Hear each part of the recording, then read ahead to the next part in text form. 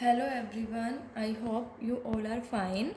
आज हम 11th accountancy के अंदर जो हमारा चैप्टर नंबर 1 चल रहा है उसके अंदर आज हम स्टडी करेंगे क्वालिटेटिव करेक्टरिस्टिक्स, जिसे हम एट्रीब्यूट्स भी कहते हैं, ऑफ अकाउंटिंग इंफॉर्मेशन। कि जो अकाउंटिंग इंफॉर्मेशन है उसके क्वालिटेटिव करेक्टरिस्टिक कौन कौन से हैं, मतलब अकाउंटिंग जो इंफॉर्मेशन है वो कैसी होनी चाहिए। ठीक है, देखो तो अकाउंटिंग इंफॉर्मेशन के क्वालिटेटिव करेक्टरिस्टिक्स कौन कौन से हैं। सबसे पहला है reliability, then relevance, then understanding, comparability, faithful presentation. देखिए, कहते हैं कि अकाउंटिंग इंफॉर्मेशन जो है वो रिलायबल होनी चाहिए, रेलिवेंस होनी चाहिए, ऐसी होनी चाहिए जो अंडरस्टैंडेबल हो, जिसे हम कंपेयर कर सकते हो, और उसकी जो प्रेजेंटेशन है वो फेथफुल हो। सो आज हम स्टडी करेंगे इसके क्वालिटेटिव करेक्टरिस्टिक्स। ठीक है, तो देखिए सबसे पहला है रिलायबिलिटी। अभी हम स्टडी करेंगे कि रिलायबिलिटी क्या होता है। रिलायबिलिटी का मतलब है information must be factual and verifiable. मतलब जो इंफॉर्मेशन है वो विश्वास के योग्य होनी चाहिए, मतलब ऐसी होनी चाहिए जो फैक्ट्स पर तो बेस्ड हो, मतलब फैक्चुअल हो, फैक्ट्स पर बेस्ड हो, और जिसको हम वेरीफाई कर सकते हो। ठीक है, किससे वेरीफाई कर सकते हो? Through source documents. अब सोर्स डॉक्यूमेंट्स कौन से? जैसे कैश मेमोज, परचेज इनवॉइस। मान लीजिए हमने कुछ परचेज किया तो उसका हमारे पास बिल होना चाहिए, कोई सेल्स की तो सेल इनवॉइस होनी चाहिए, एग्रीमेंट किया किसी के साथ तो उनका एग्रीमेंट्स होने चाहिए। मतलब इंफॉर्मेशन ऐसी होनी चाहिए जिसको हम वेरीफाई कर सकते हो, किससे? सोर्स डॉक्यूमेंट से। मतलब अगर मैंने कह दिया कि मैंने परचेज किया है तो वो परचेज जो बिल है वो मेरे पास होना चाहिए। ठीक है, मतलब जिसको वेरीफाई किया जा सके। भाई परचेज बिल से हम परचेज को वेरीफाई किया कर सकते हैं कि हाँ उन्होंने इतनी परचेज की है। ठीक है, मतलब जिसे कोई भी क्या कर सकता हो, वेरीफाई कर सकता हो, और जो फैक्ट्स पर बेस्ड हो। It must be free from bias and errors. इसके अंदर कोई पक्षपात नहीं होना चाहिए और ना ही कोई गलतियाँ होनी चाहिए। ठीक है, सो रिलायबिलिटी का मतलब क्या हो गया कि इंफॉर्मेशन जो है वो क्या होनी चाहिए? फैक्चुअल होनी चाहिए, मतलब फैक्ट्स पर बेस्ड होनी चाहिए, और जिसे हम वेरीफाई कर सकते हो। ठीक है, देखिए कई बार क्या होता है कि जो अकाउंटिंग रिकॉर्ड्स है वो रिलायबल होते हैं। ठीक है, कई कुछ रिकॉर्ड्स ऐसे होते हैं जो नहीं होते। अब मान लीजिए जिनका सोर्स डॉक्यूमेंट अवेलेबल है उनको तो हम वेरीफाई कर सकते हैं, लेकिन अगर सोर्स डॉक्यूमेंट्स अवेलेबल नहीं होंगे, ठीक है, तो जो फाइनेंशियल पोजीशन के अंदर जो बैलेंस शीट के अंदर जो हमारी फाइनेंशियल पोजीशन दिखा रखी होगी, और जो ये प्रॉफिट एंड लॉस है, ठीक है, कंपनी का जो डिस्क्लोज करेगी, उसको हम क्या नहीं कर सकते? वेरीफाई नहीं कर सकते। और वेरीफाई नहीं कर सकेंगे तो हमें विश्वास भी नहीं होगा उस इन्फॉर्मेशन पर। ठीक है, सो इन्फॉर्मेशन ऐसी होनी चाहिए जिसको सोर्स डॉक्यूमेंट के थ्रू वेरीफाई किया जा सके।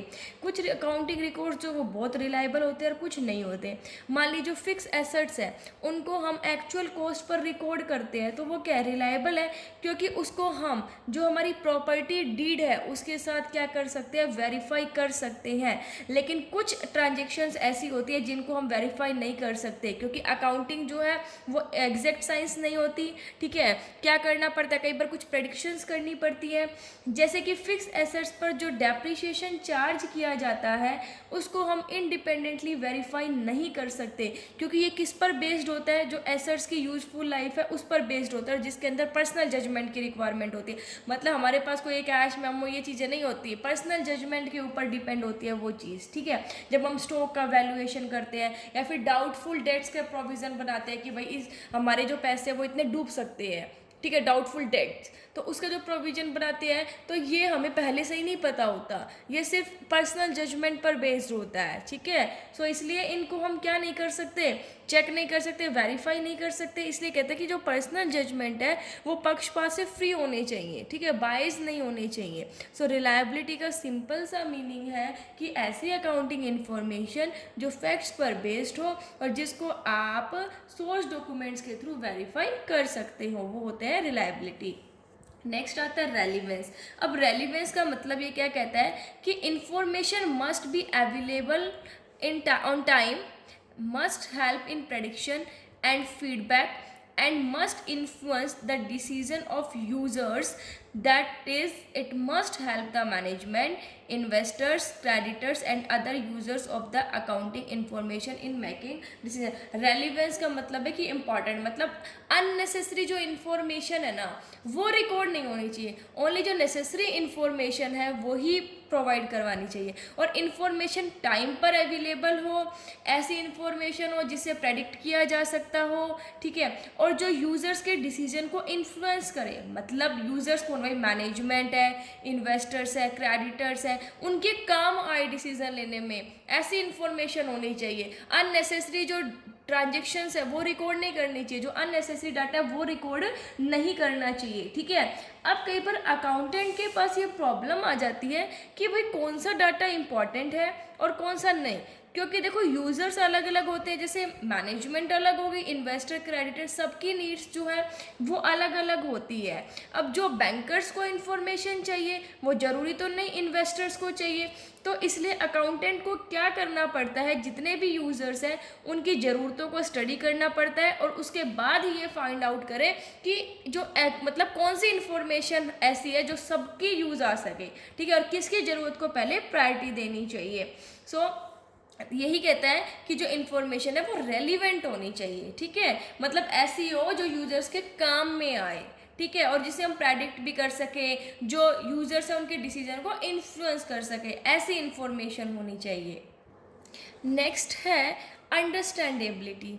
जो अकाउंटिंग इन्फॉर्मेशन है वो ऐसे प्रेजेंट करनी चाहिए जिसको इजीली समझा जा सके यूज़र्स के द्वारा। देखिए, accounting information should be presented in such a simple and logical manner that they are understood easily by their users such as investors, lenders, employees etc। कहते हैं कि अकाउंटिंग इन्फॉर्मेशन को ऐसे प्रेजेंट करना चाहिए, मतलब इतनी सिंपल लैंग्वेज में और लॉजिकल मैनर में प्रेजेंट करना चाहिए जिससे कि वो इन्फॉर्मेशन सभी को समझ में आ जाए, जो उसके यूज़र्स हैं, जो अकाउंटिंग इन्फॉर्मेशन को यूज़ करने वाले। अकाउंटिंग इन्फॉर्मेशन को कौन यूज़ करता है, मैंने बताया था ना, यूज़र्स इंटरनल और एक्सटर्नल, लास्ट वीडियोज़ में स्टडी भी किए थे, लाइक इन्वेस्टर्स हैं, लेंडर्स हैं, एम्प्लॉयज़ है, ठीक है, उनको इजीली अंडरस्टैंड हो सके, मतलब उनको इजीली समझ में आ सके। मतलब अगर कोई पर्सन है जिसको अकाउंटिंग जो टेक्नोलॉजी है उसकी कोई नॉलेज नहीं है, उनको भी बिना किसी डिफ़िकल्टी के समझ आ जाए, ऐसी अकाउंटिंग इन्फॉर्मेशन जो है वो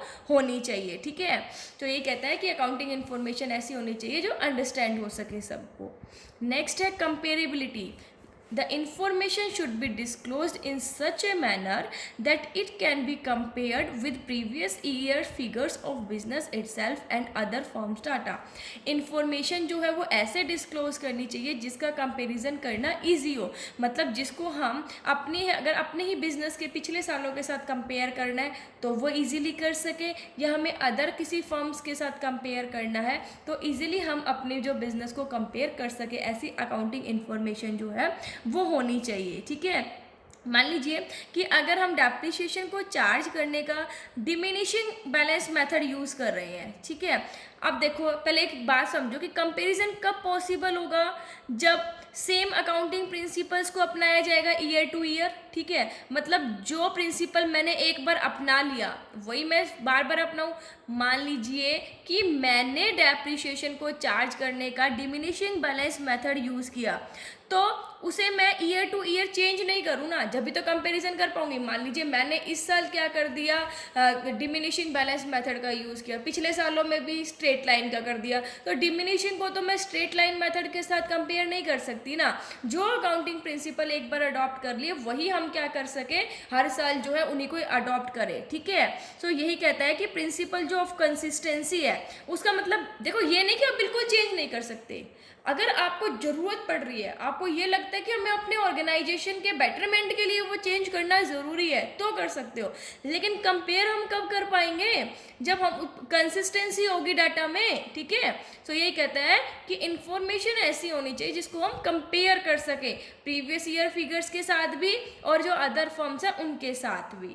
नेक्स्ट है फेथफुल प्रेजेंटेशन। ये कहता है the financial information in the financial report should show what really are present and what really happened. ये कहता है जो फाइनेंशियल रिपोर्ट्स, जो हमारी जो बैलेंस शीट है, प्रॉफिट एंड लॉस अकाउंट है, उसके अंदर जो फाइनेंशियल इंफॉर्मेशन दी हुई होती है ना, वो जो प्रेजेंट की हुई होती है वही एक्चुअल, मतलब जो चीज़ हैपेंड हुई है वही उनमें प्रेजेंट होनी चाहिए। ठीक है, ये नहीं कि क्या विंडो ड्रेसिंग की जाए। ठीक है, देखो अब फेथफुल प्रेजेंटेशन के 3 कैरेक्टरिस्टिक्स होते हैं। सबसे पहले कंप्लीटनेस, मतलब जो इन्फॉर्मेशन है वो एडिक्वेट होनी चाहिए और सब पूरी इन्फॉर्मेशन होनी चाहिए, जो नेसेसरी इन्फॉर्मेशन है उसको डिस्क्लोज करना जरूरी है।